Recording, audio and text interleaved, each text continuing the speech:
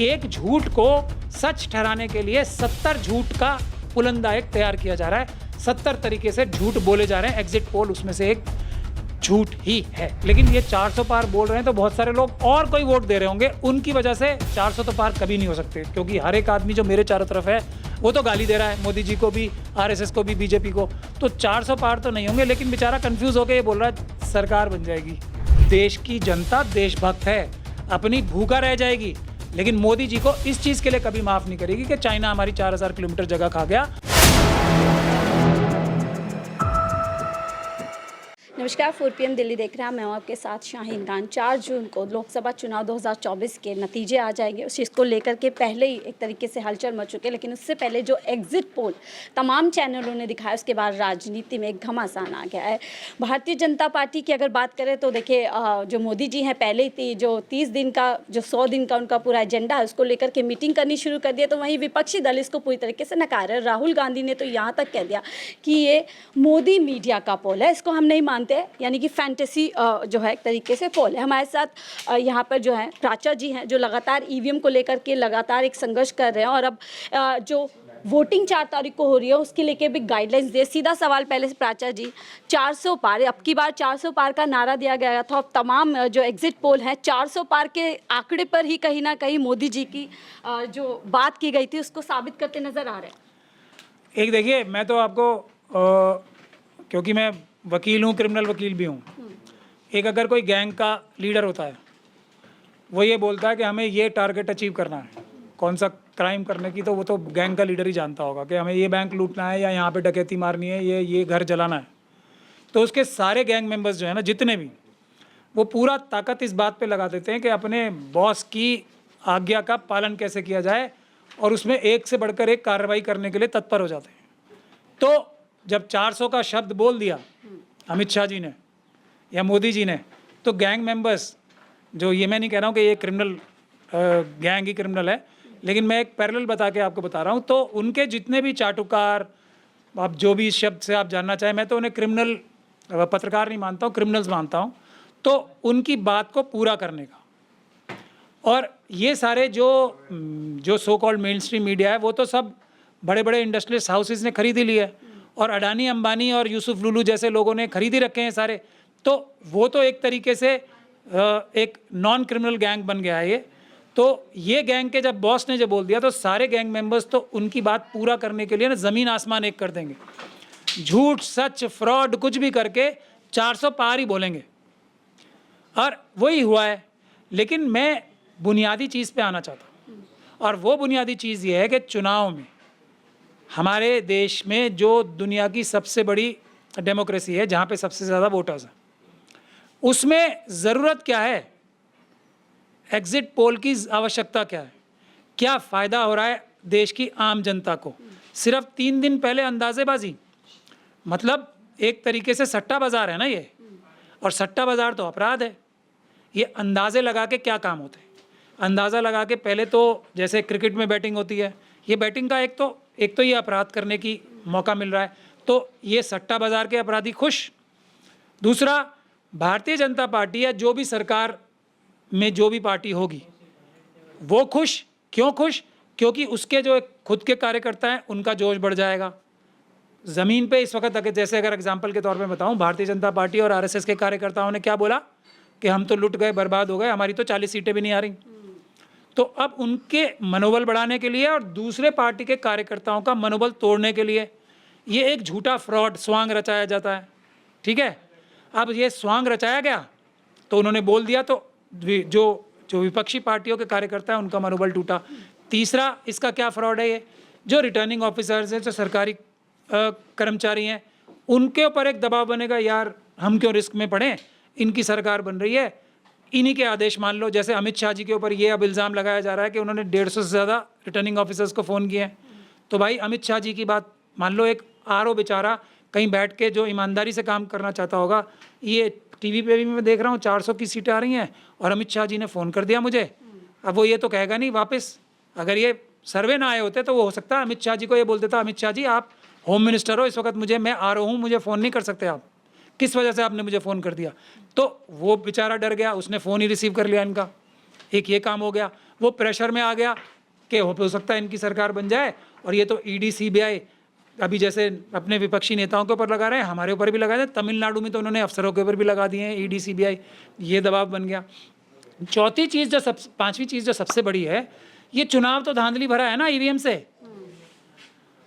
अगर 400 सीटें लानी है इन्हें तो सिर्फ और सिर्फ ईवीएम के जरिए से आ सकती थी। जो ये फ्रॉड किए इन्होंने, वोटर लिस्ट में से वोटों में से वोट कटवाए हैं, जो वोटिंग परसेंटेज बढ़ गई है 5-5 दिन बाद जब रिलीज़ हुए, और उसके बाद ये बहुत सारी चीज़ें, फॉर्म 17C गायब हो गया, ये सब जो चीज़ें हुई हैं ये। और ईवीएम के बारे में तो हम लोग बोल ही रहे हैं कि पूरी दुनिया में कहीं इस्तेमाल नहीं होता।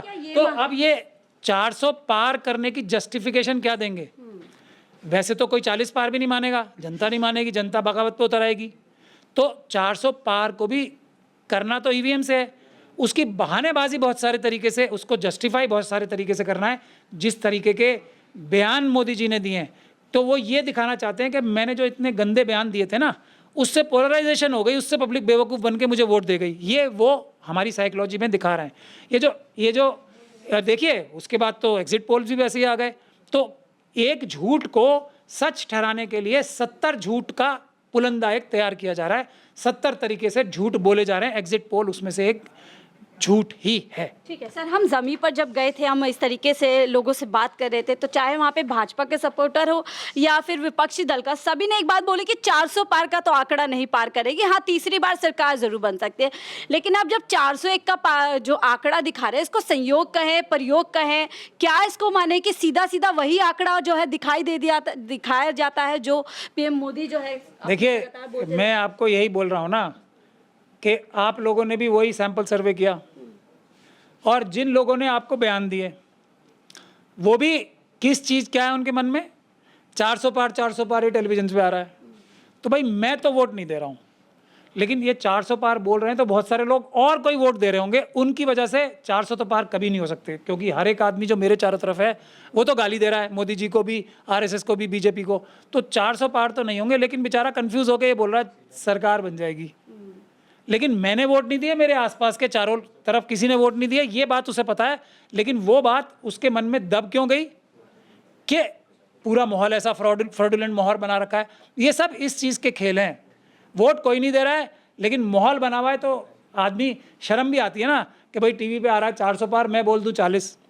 तो इस तरीके से ये बात जो है बोल्डली बोलनी चाहिए। वो जैसे कि मैं बोल रहा हूँ, ईवीएम ना हो, पेपर बैलेट से चुनाव करा लें मोदी जी, 40 पार नहीं होंगी, 50 पार नहीं होंगी, ये गारंटी है मेरी। सर 401 को देख के क्या समझे जनता ने? महंगाई, बेरोजगारी, गरीबी, तमाम मुद्दे जिससे जनता परेशान थी, क्या उनको नकार दिया है? और जो मुद्दे मोदी जी ने उठाए, चाहे वो मुसलमान को लेकर, चाहे आरक्षण को लेकर के, मंगलसूत्र तक वो पहुंच गए, मुजरा तक विपक्षी दल के लिए उपयोग कर लिया उन्होंने। तो लोगों ने परेशानियां प्राप्त करने के लिए वोट दिए। आप इसको क्या लॉजिकल मान सकते हो कि हमें बेरोजगारी चाहिए, हमें देश की सुरक्षा को कमज़ोर करना है, चाइना हमारी जगह खा जाए, हमें खुशी है इस बात से? इस बात पे कोई वोट देगा? देश की जनता देशभक्त है, अपनी भूखा रह जाएगी, लेकिन मोदी जी को इस चीज़ के लिए कभी माफ़ नहीं करेगी कि चाइना हमारी 4000 किलोमीटर जगह खा गया।